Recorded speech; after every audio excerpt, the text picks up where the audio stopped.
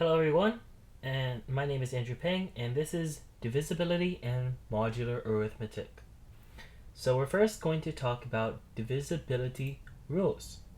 Now these rules will allow us to find if a number is divisible by another number very quickly. So some of these are pretty straightforward. For example, the divisibility rule for 2 is if it's even. The rule for 5, if it ends in 0 or 5. And the rule for 10, if it ends in 0. Is the easiest rule of them all. Now, the rules for 3 and 9 are slightly weirder. If you want to find if a number is divisible by 3 or 9, you want to check if the sum of its digits is divisible by 3 or 9. So, example, 123 is divisible by 3 because 1 plus 2 plus 3 equals 6, which is divisible by 3.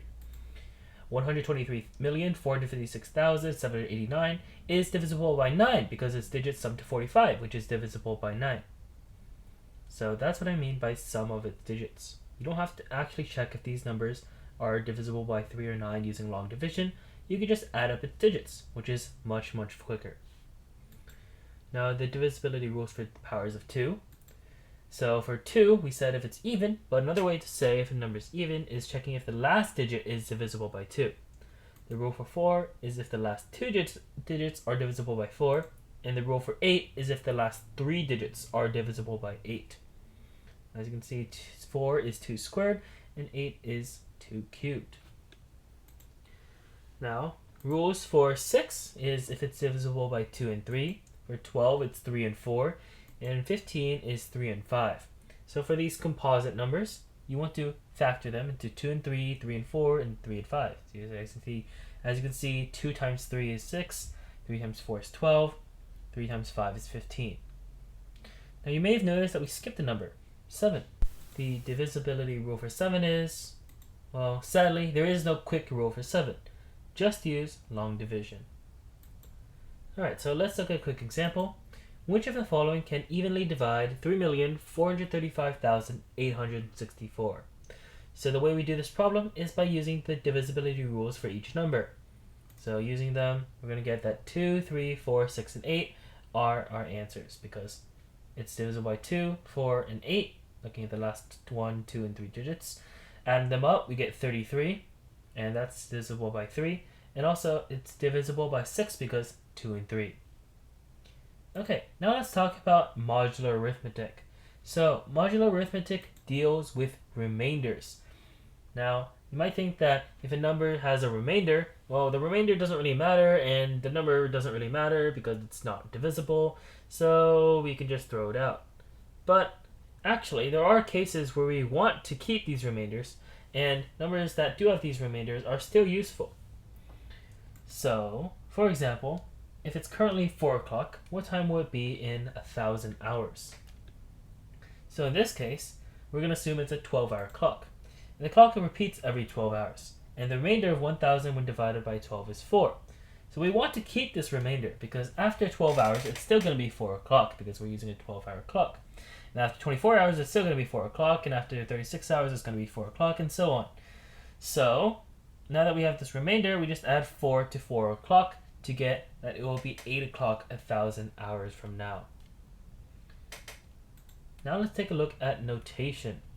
So modular arithmetic has some special notation. What we do is we say that 13 is congruent to 1 modular 12. We can't really say that 13 is equal to 1 since 13 is not equal to 1.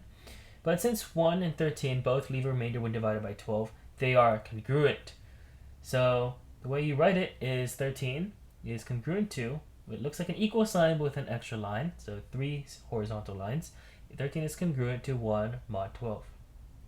So for example, 3,300 mod 12 gives a remainder of 0, right? Because if we divide 3,300 by 12, we get 0. So 3,300 is congruent to 0 mod 12. Now, quick side note is that a lot of numbers can be congruent. So for example, 3,300 is also congruent to 12 mod 12 because they both leave a remainder of 0 when divided by 12. And when 0 is divided by 12, it gives a remainder of 0. Usually we want a smaller number because it helps us do math. We can actually use it. Now another interesting thing about modulo is that we can have negative numbers. So, for example, 13 is congruent to 1, which is also congruent to negative 11 mod 12. As you can see, 13 minus 12 is 1, and 1 minus 12 is negative 11. So negative 11 also leaves a remainder of 1 when divided by 12. This might be hard to think about since we usually don't do division with negative numbers and find remainders. But as you can see, we're subtracting 12 from 13 to get 1, and we're subtracting 12 from 1 to get negative 11. So we can have negative numbers in modulos. Alright, now let's take a look at the 2018 AIM-C8 number 21. How many positive 3-digit integers have a remainder of 2 when divided by 6, a remainder of 5 when divided by 9, and a remainder of 7 when divided by 11? A1, B2, C3, D4, and E5. So, let's use modular arithmetic to do this question. What we want to do is find one number first. Now, once again, looking at the numbers, right, we have that x, this number x, is congruent to 2 mod 6. It's also congruent to 5 mod 9, and it's also congruent to 7 mod 11. Now, at first glance, these numbers have nothing to do with each other, and there seems to be no next step. You might be tempted to want to write some numbers down. For example, you can choose 9, write 5, 14, 23, and so on, and check if they have a remainder of 2 when divided by 6 and a remainder of 7 when divided by 11. However, this would take quite a while, especially considering the fact that they're 3-digit numbers, and you're also trying to divide by 6 and 11, which aren't the easiest.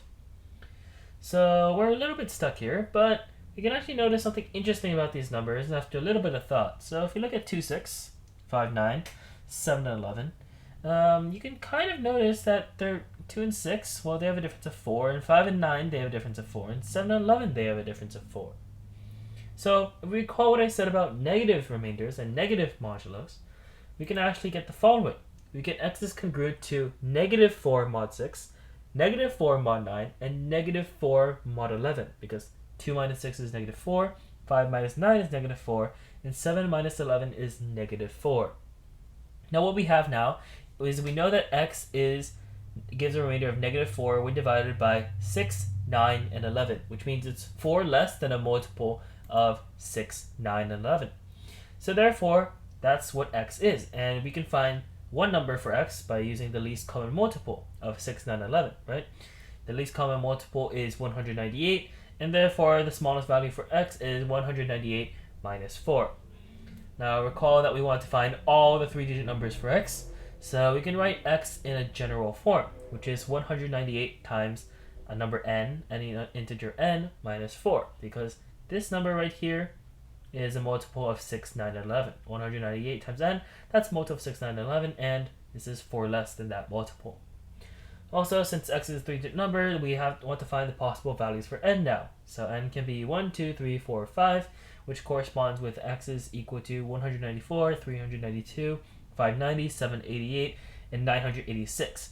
If n is 6, then it's a 4-digit number, and that doesn't work. So therefore, we have 5 possible values for x, which means that our answer is choice E5. Okay, that's all. Thank you guys for listening to this presentation, and I hope you guys learned something interesting about divisibility and modular arithmetic.